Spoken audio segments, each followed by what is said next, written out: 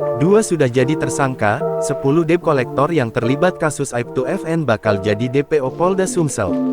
Dua debt kolektor yang terlibat perselisihan dengan Aib2FN anggota Polres Lubuk Linggau karena masalah mobil resmi ditetapkan sebagai tersangka, Kamis tanggal 25 April tahun 2024.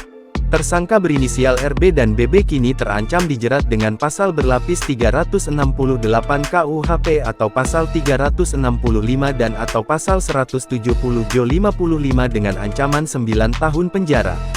Kasubdit 3 Jatanras Polda Sumsel, AKBP Yunar Hotma Parulian Sirait mengatakan, kedua tersangka sempat mangkir sebanyak 2 kali saat dilakukan pemanggilan sebagai saksi. Peran kedua tersangka masing-masing yakni sama-sama menghadang FN yang saat itu ketika hendak keluar dari parkiran menggunakan kendaraannya. Dua orang pelaku berusaha menghalangi laju korban juga dengan duduk di atas mobil yang dikendari oleh korban. Ya kan intinya menghalangi jalannya korban untuk berusaha mengambil paksa mobil yang dikendari oleh korban dan keluarga, di mana di dalam mobil tersebut terdapat keluarga korban, istri dan 2 anak korban yang masih di bawah umur kan.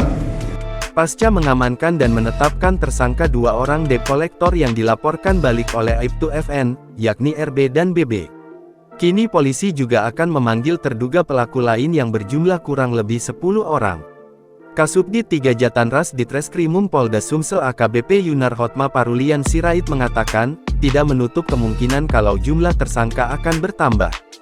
Yang lainnya statusnya masih saksi, tidak menutup kemungkinan kalau bukti cukup akan bertambah, ujar Yunar, Kamis tanggal 25 April tahun 2024. Langkah selanjutnya penyidik akan menerbitkan daftar pencarian orang, DPO, terhadap pelaku lainnya dan akan tetap melakukan upaya pencarian.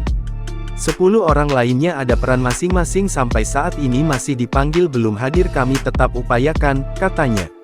Yunar menyebut kalau saat peristiwa itu, ada sekitar 12 orang debt kolektor yang berusaha menghadang dan merampas mobil Aib2FN. Jumlah pelaku di sana ada 12 orang, katanya.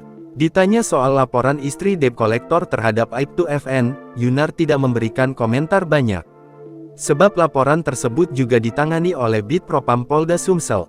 Itu di dalam perkara yang berbeda, bisa ditanya ke Bid Propam yang menanganinya, tandasnya.